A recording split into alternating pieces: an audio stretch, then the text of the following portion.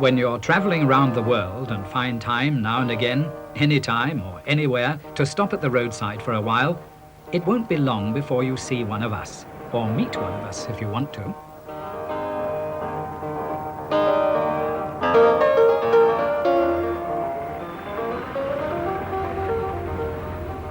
Now, Mickey, why do you own a Porsche? Because I like them. I've driven a lot of cars over the years, American cars and other European cars, and the Porsche is just the best car I've ever driven. Like the way it handles, like the way it accelerates, like the gas mileage, like the whole thing.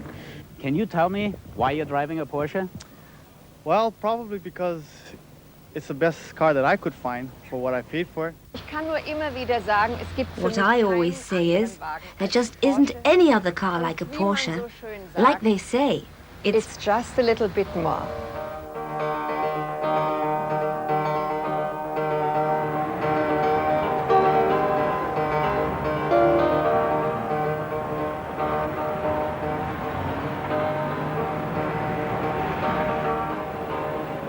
That's also true of Europe, from where Porsche has spread out a bit, as you might say.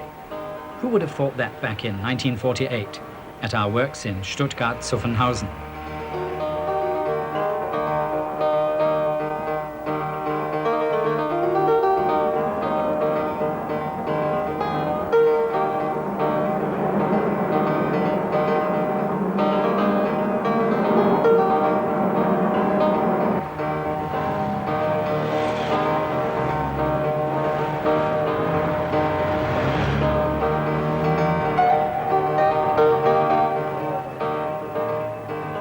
Okay, wherever you go in the world, you meet Porsches, and people who drive Porsches, although they've an enormous choice of other cars.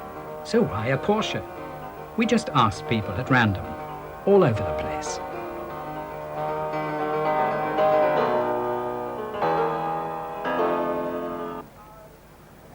Hello, Mr. Gunnison. How are you?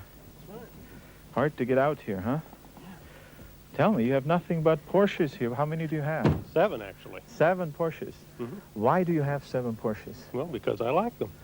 Well, okay, when you say you like them, what specifically do you like about the car?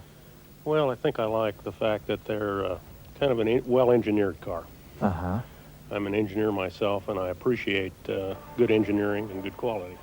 This is our production plant in Stuttgart-Zuffenhausen. Nearly everywhere where cars are built nowadays, there's a lot of automation. The assembly line, cadence controlled, leaves the assembly worker only time for 2 to 3 operations in a few seconds. We do things differently. We have an assembly line too, but our staff works differently, and each one of them is responsible for a pretty big portion of a Porsche. How do you like your job on the assembly line here? At Porsches, you've got more responsibility, and the line doesn't run like in Cologne or at Daimler's, and you can work more independently. It's a lot better than sitting on a dolly and being dragged along beside the car. The whole atmosphere is better here.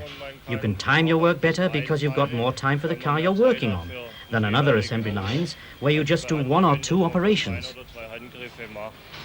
This individual workmanship is impossible in mass production, of course. But why don't we produce large batches? That would certainly make the Porsche cheaper, and the shareholders could reckon with higher dividends. That's right, but all the same, we couldn't do it for 2 reasons.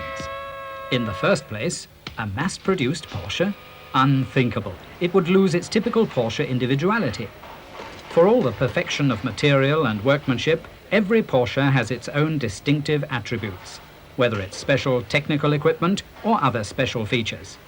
Our clients' individual wishes can't be automated, so we deliver handcrafted quality, which is impossible in mass production. The second reason, our Porsche philosophy. We build cars, but not for everybody.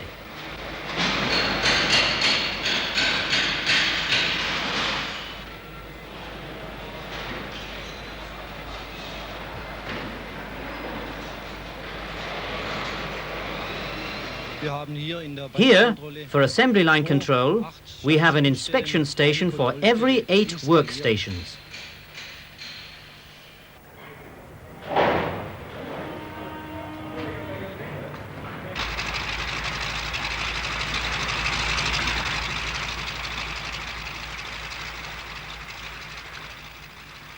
Why did you choose this car? The car is reliable and the service is good. What's so special about this car? The 928 styling is excellent, every convenience, especially the automatic transmission. Why precisely this car? What other car can you name me? I decided on a Porsche about 5 or 6 years ago, and I just got to the point, I kept looking at them, and then I just decided to spoil myself and get one. And why it was a Porsche, I don't know. It's hard to say, you know. You read the magazines, you see them going down the street, and it's just something that I wanted.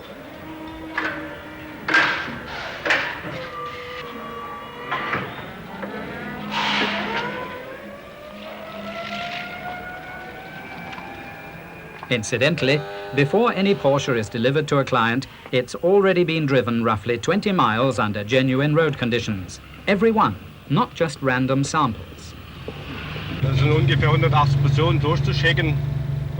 About 180 items have to be checked. The whole vehicle, gearbox, transmission, engine, steering and roadability, airstream noise, rattling and rustling.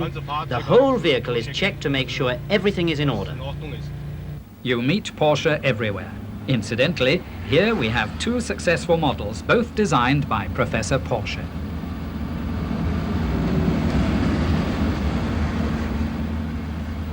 The thing that finally sold me is I did drive one. You know, you hear about these things, and just you have the positive feeling going in, but then when you get in, and the response is so terrific.